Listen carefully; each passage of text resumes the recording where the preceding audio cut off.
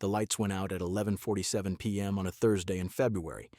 When the backup generators failed 32 seconds later, St. Michael's Memorial Hospital became a tomb of shadows and screaming machines. The cardiac monitors flatlined in unison. The ventilators wheezed their final mechanical breaths. And in Operating Room 4, where a 16-year-old girl lay with her chest cavity splayed open like a butterfly pinned to a board, the surgical team experienced something far worse than darkness. They experienced the absolute silence of a dying god. Dr. Richard Castellano, chief of cardiothoracic surgery, stood frozen with his gloved hands hovering over the exposed heart of Maya Chen. The organ pulsed weakly in the blue-white glow of the emergency chem light that the anesthesiologist had cracked open with trembling hands. Castellano had performed over 3,000 open-heart surgeries in his 40-year career. He had operated on senators, celebrities, and one sitting president.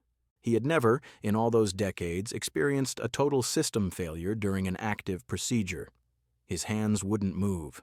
The suction was dead. The electrocautery was dead. The heart-lung bypass machine that was keeping Maya alive while he repaired the congenital defect in her mitral valve had exactly 4 minutes of battery backup remaining, and the battery indicator was blinking a furious, accusatory red. "Move, Richard," Castellano told himself. "You have moved through worse. You have operated in field hospitals in Vietnam. You have sutured arteries by candlelight during the '77 blackout," but his hands remained suspended in the air, trembling like leaves in a hurricane. Because Richard Castellano was no longer the man who had operated by candlelight. He was 73 years old. His vision had degraded. His reflexes had slowed. The tremor in his left hand, the one he had hidden from the medical board for 18 months, was now visible to everyone in the room. The darkness had stripped away the theater of competence, and what remained was an old man drowning in the realization that he had outlived his usefulness. Dr. Castellano. The voice belonged to Dr. Sarah Whitmore, the surgical resident assisting on the case. Her face was a pale moon in the chemlight's glow, eyes wide with barely contained terror. "Doctor, the bypass machine. We have less than 4 minutes." "I know," Castellano whispered. His voice cracked. "I know." But he didn't move. The scrub nurse, a veteran named Patricia, was frantically searching for additional chem lights in the supply cabinet. The anesthesiologist, Dr. Yusuf Hamid, was manually bagging the patient, squeezing oxygen into her lungs with a rhythm born of pure muscle memory. The circulating nurse had run from the room 30 seconds ago to find help, any help, and had not returned. And in the corner of Operating Room 4, invisible in the darkness, a man in gray coveralls watched the chaos unfold with eyes that had seen far worse. His name, according to the hospital employment records, was Martin Cole, age 57. Position: Environmental Services Specialist, Level 2. Translation: Janitor. He had been mopping the floor outside OR4 when the lights died. He had entered the room when he heard the screaming, not to help, but to assess. Old habits. Martin Cole had been a janitor at St. Michael's for 11 years. In that time, he had become furniture. He was the man who emptied the biohazard bins and scrubbed the blood from the grout between the tiles. He was the man who nodded silently when doctors walked past him without acknowledgement, when nurses asked him to clean up messes that were not his responsibility, when administrators forgot his name on the holiday bonus list. He was invisible, and that was exactly what he wanted. But as he stood in the corner of OR4, watching Richard Castellano's hands tremble in the chem light's dying glow, watching the bypass machine's battery tick down from 347 to 346 to 345, Martin Cole felt something stir in the basement of his soul, something he had buried under 11 years of mop water and floor wax. He looked at the girl on the table. 16 years old, black hair splayed across the sterile drape. Her chest was a canyon of exposed tissue and retracted bone, and at the center of that canyon, her heart beat with the desperate rhythm of a trapped bird. She reminded him of someone. Martin closed his eyes. He could walk away. He should walk away. The protocol for non-medical personnel during a surgical emergency was clear. Evacuate. Do not interfere. Let the professionals work. And Martin Cole was nothing if not a man who followed protocols. Following protocols had kept him alive for 57 years. Following protocols had kept his secrets buried in the Arlington dirt where they belonged. The bypass machine beeped. 3:15. "Dr. Castellano?" Dr. Whitmore pleaded, her voice rising toward hysteria. "We need to close. We need to at least stabilize the valve and close. If the bypass fails while she's open—" "I know what happens," Castellano snapped. His hands still hadn't moved. The tremor was worse now, visible even in the dim light. "I know." "Then do it. I can't see," Castellano hissed. "The lights? The angle? I can't see the commissioner. If I suture blind, I could—" "She'll die if you don't suture at all," Whitmore shouted. The room fell silent. The outburst hung in the air like a grenade with the pin pulled. No resident had ever shouted at Richard Castellano. No one had ever needed to. 2:58. Martin Cole opened his eyes. He saw Castellano's trembling hands. He saw the fear in Whitmore's face. He saw Patricia, the scrub nurse, frozen with a chemlight in each hand, unsure where to point them. He saw Yusuf, the anesthesiologist, silently calculating how long he could keep the girl alive on manual ventilation alone. And he saw the girl's heart beating, fighting, refusing to quit. The military has a term for the space between stimulus and response. They call it the OODA loop. Observe, orient, decide, act. Most civilians complete an OODA loop in 1 to 2 seconds. Trained soldiers can do it in half that. The elite, the ones who operate in the spaces between nations, in the shadows where wars are won and lost before the public ever knows they were fought, they can complete an OODA loop in the time it takes a hummingbird's heart to beat. Martin Cole had not run an OODA loop in 11 years, but when he saw that girl's heart struggling in the chemlight's glow, the loop completed in 0.3 seconds. Observe. Total power failure, bypass machine failing, primary surgeon incapacitated by psychological paralysis, patient approximately 3 minutes from cardiovascular collapse, orient. Surgical team lacks leadership, available resources limited to chemical light, manual ventilation, and existing sterile field. Procedure required is valve repair, specifically suturing of the mitral commissure. Decide, intervention required. Cover will be compromised. Acceptable. Act. Martin Cole stepped out of the shadows. "Give me light on the field." His voice was not loud. It didn't need to be. It carried the weight of a command that expected, that demanded immediate compliance. It was a voice that had directed extraction teams through hostile territory, that had talked wounded operators through self-treatment while bullets sparked off the walls around them, that had given the final order on more nights than he cared to remember. The room froze. Patricia, the scrub nurse, stared at the janitor who had just spoken like a general. She saw a man in gray coveralls stained with floor cleaner, a man with a mop handle still clutched in his left hand, a man she had passed 1,000 times in the hallway without ever once looking at his face. But his voice. "I said, give me light on the field." Martin dropped the mop. It clattered against the tile with a sound that seemed unnaturally loud. The surgical field. Both chemlights. Now, Patricia moved. She didn't know why. Something in that voice bypassed her conscious mind entirely and spoke directly to the oldest, most primitive part of her brain, the part that recognized authority, that responded to command, that understood on a cellular level that this man knew what he was doing. She positioned both chemlights above the open chest cavity. The blue-white glow illuminated the girl's exposed heart with harsh, unnatural clarity. "Who the hell are you?" Castellano whispered. His hands were still hovering, still trembling, but his eyes had found Martin's face in the darkness. "You're the janitor. You're the man who mops the floors." "I am," Martin said. He was already moving toward the surgical field, already cataloging the instruments on the tray, already calculating angles and approaches. He stopped at the scrub sink. He didn't have time for a full surgical scrub. He didn't have time for sterile technique. He had approximately 2:34 before the bypass machine failed, and the girl's heart stopped receiving oxygenated blood. Martin plunged his hands into the sink. He scrubbed with the speed and precision of someone who had done it 10,000 times before. 30 seconds. His hands came out pink and raw. "Gloves," he said to Patricia. "Size 8. She handed him the gloves. She didn't ask questions. She didn't have time to process the impossibility of what was happening. She just moved. Martin snapped the gloves on. He stepped to the table. "Get away from my patient." Castellano's voice cracked with something between outrage and terror. "You're not qualified. You're not—" "I'm what she has," Martin said quietly. He looked at the heart. He looked at the torn commissure, the precise location of the defect, the sutures that needed to be placed. His hands moved to the instruments. "Dr. Whitmore, you'll assist. Dr. Hamid, continue manual ventilation and monitor her oxygen saturation by color. Patricia, I need 4-0 proline on a CV1 needle, 2 suture packs." He turned to look at Castellano.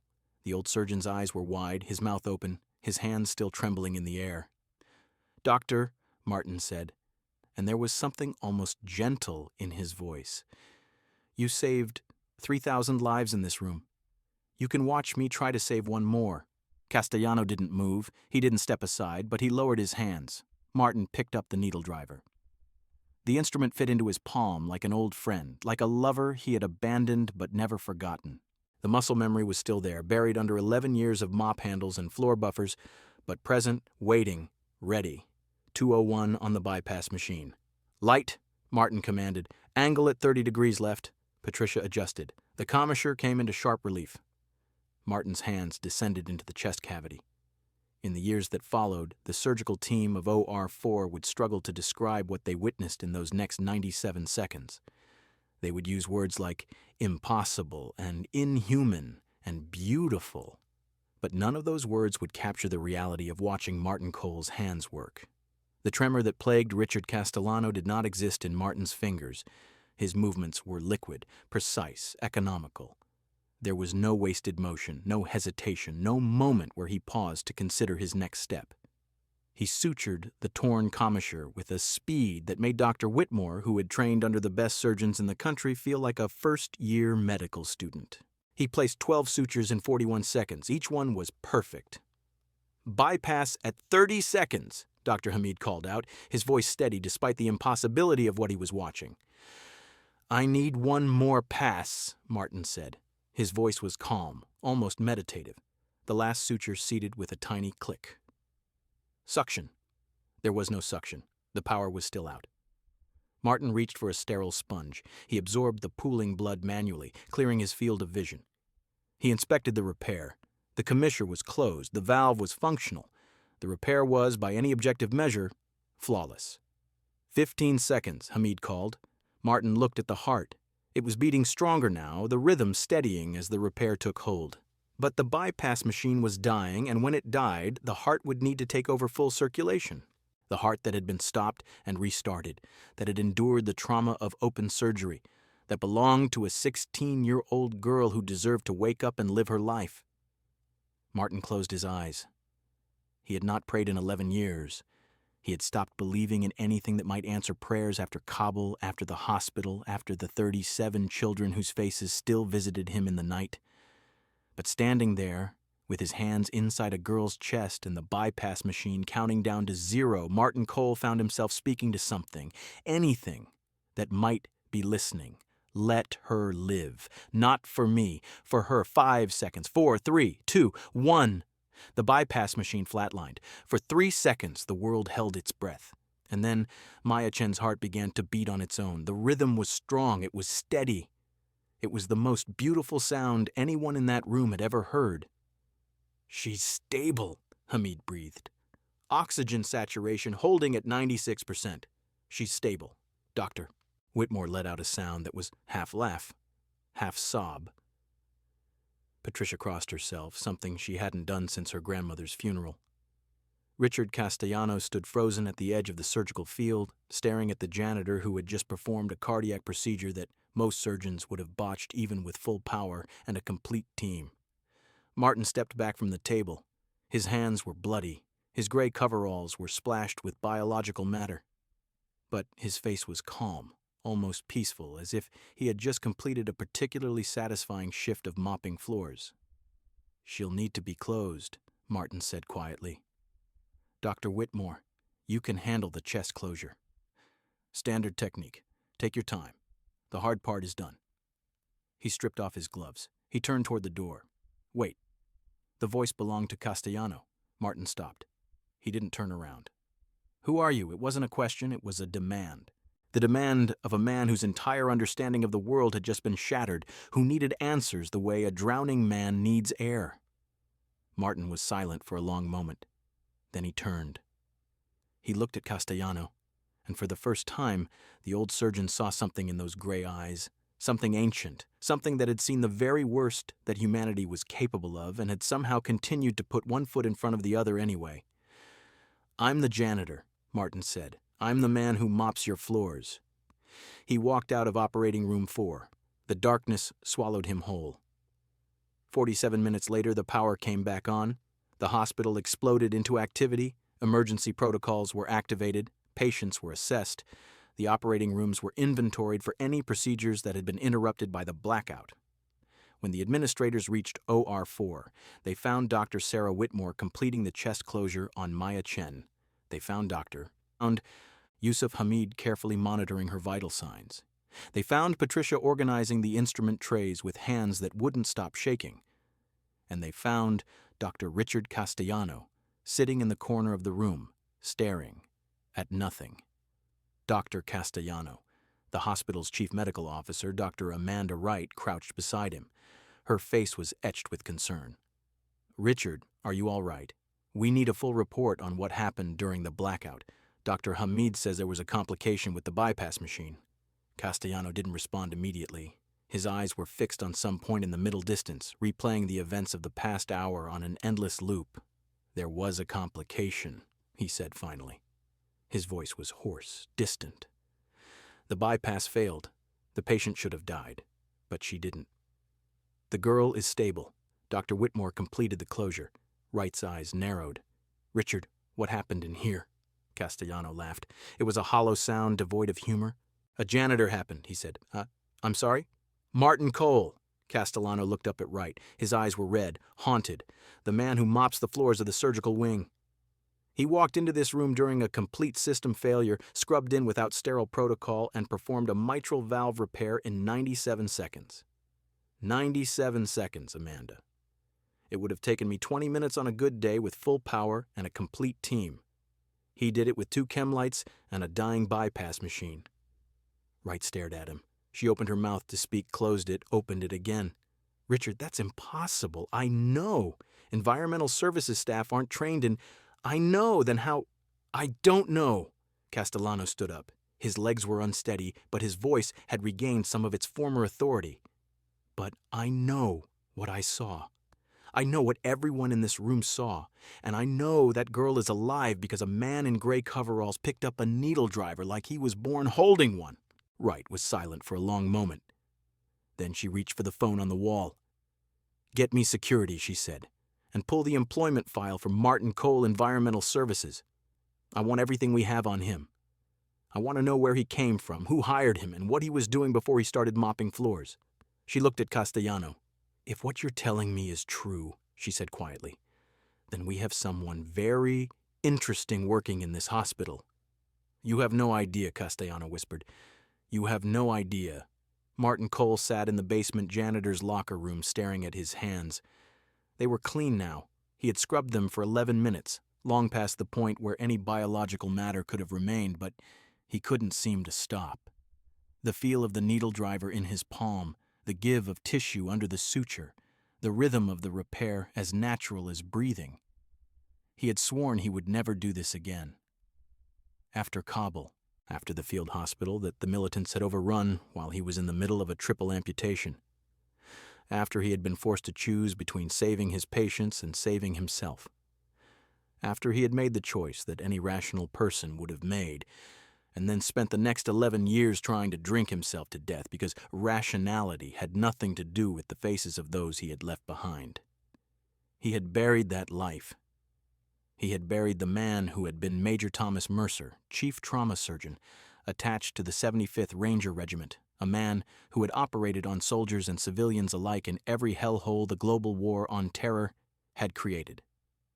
He had buried the security clearance and the classified procedures and the experimental techniques he had developed for field surgery in conditions that no operating room would ever replicate. He had become Martin Cole, a janitor, a ghost, and tonight, for 97 seconds, he had come back to life.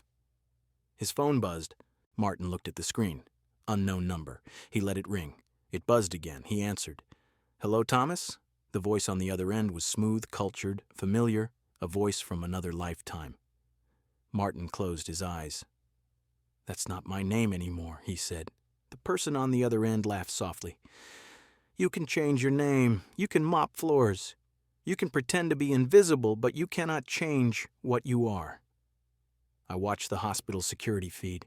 I have contacts, as you know. What you did tonight was remarkable. I saved a girl's life. You exposed yourself. Martin was silent. There are people who remember Major Mercer. The voice was patient, almost gentle.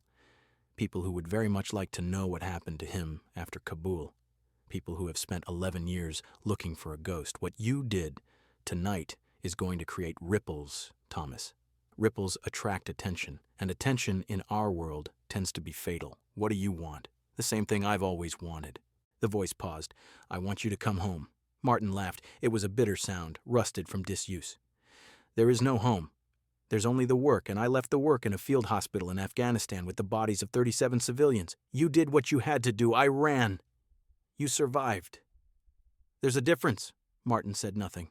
He stared at the concrete floor of the locker room, at the drain in the center where 11 years of dirty mop water had swirled into oblivion.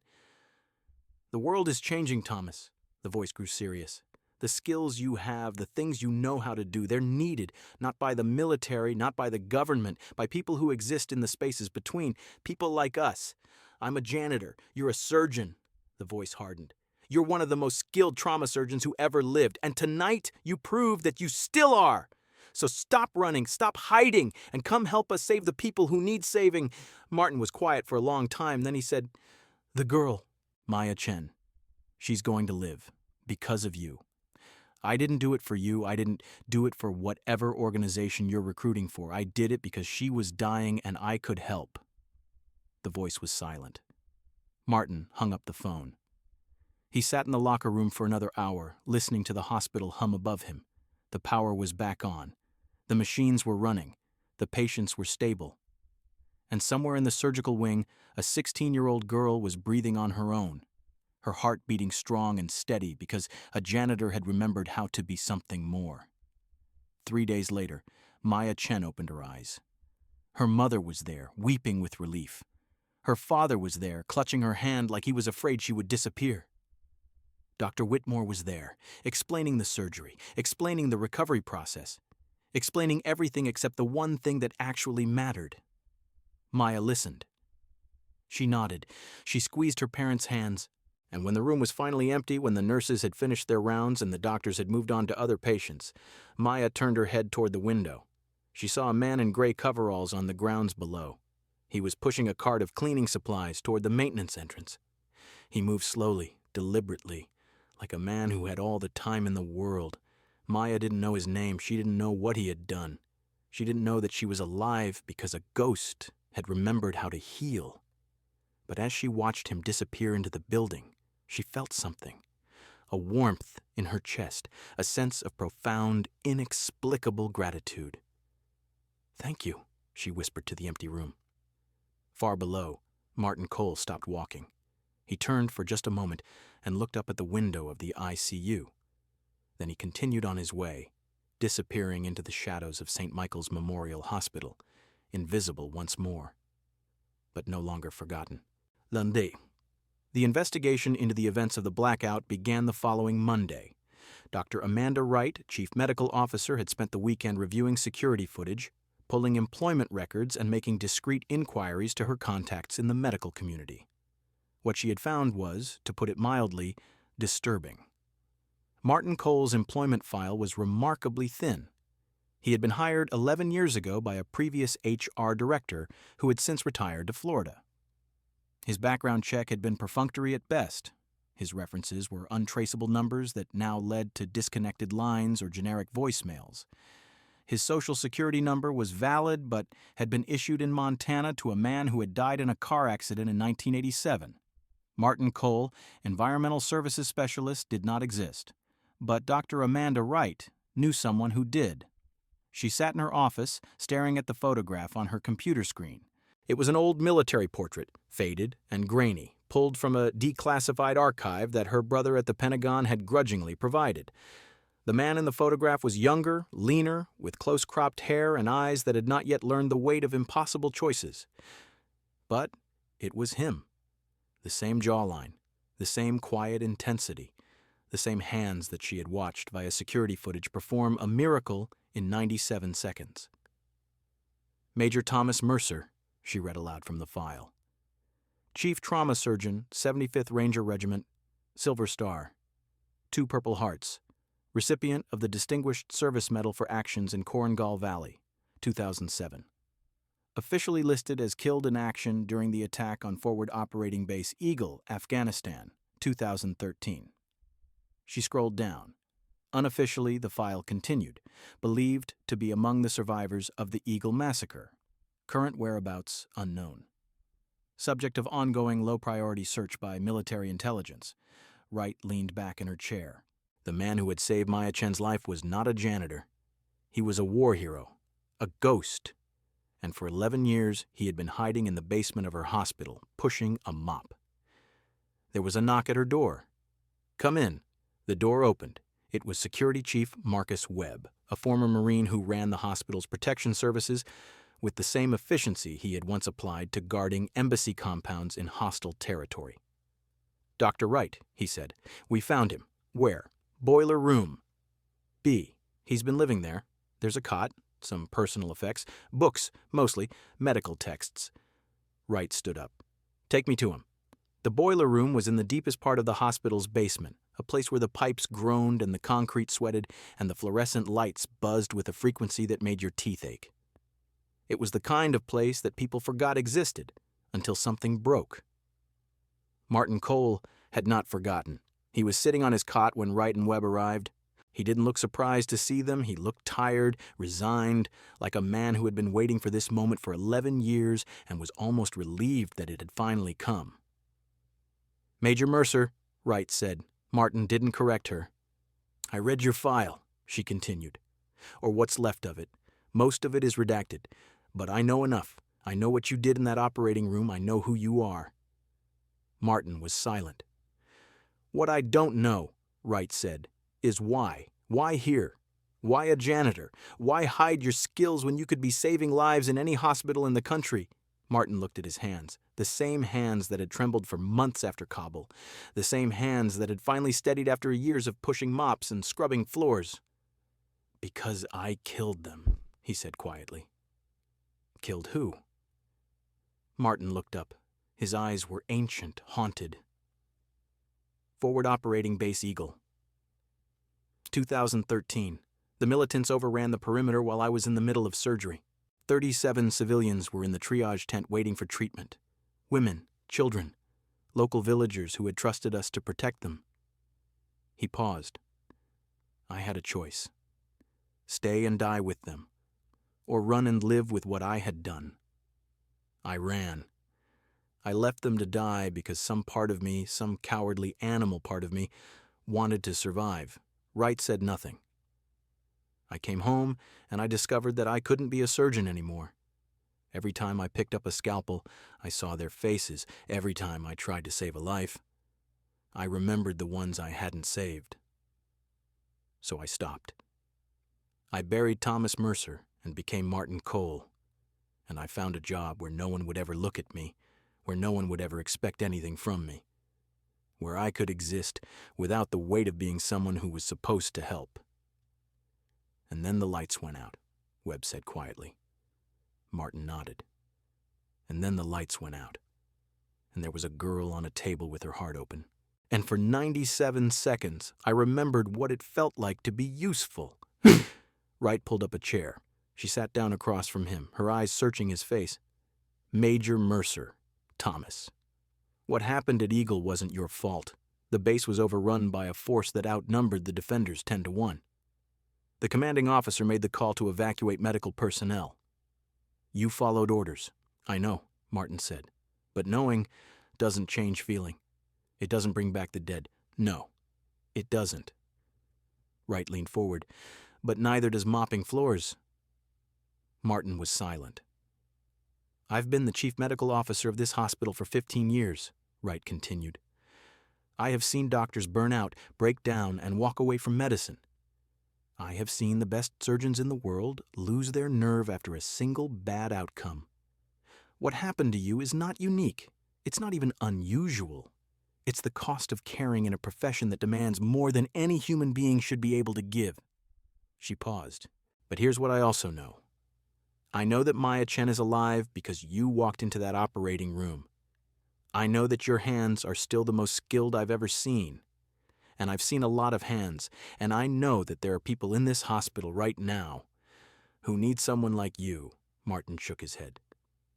I'm not that man anymore. You were that man 3 nights ago. That was an emergency. Medicine is an emergency. Every day, every hour. Every patient who walks through our doors is fighting for their life, and we are the only thing standing between them and the darkness. Wright's voice hardened. You can hide down here in the dark and pretend that you're just a janitor. You can spend the next 20 years running from the ghosts of the people you couldn't save, or you can pick up a scalpel and start saving the ones you can. Martin stared at her. It's not that simple. No, Wright agreed.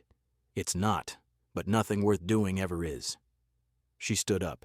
I'm not going to report you to the authorities. I'm not going to expose your identity. What I'm going to do is leave a surgical residency application on your desk in the basement. It's a formality, given your qualifications, but it would allow you to practice medicine legally in this hospital. She walked to the door. The choice is yours, Major. It always has been. She left. Martin sat alone in the boiler room, surrounded by the hum of machinery and the weight of 11 years of hiding.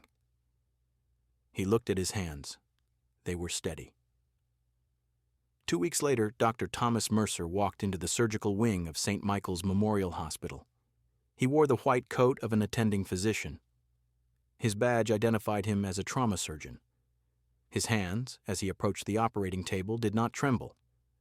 The patient was a construction worker who had fallen 3 stories onto a piece of rebar. The wound was catastrophic. The prognosis was grim. But Dr. Mercer didn't care about prognoses. He picked up the scalpel, and he began to work.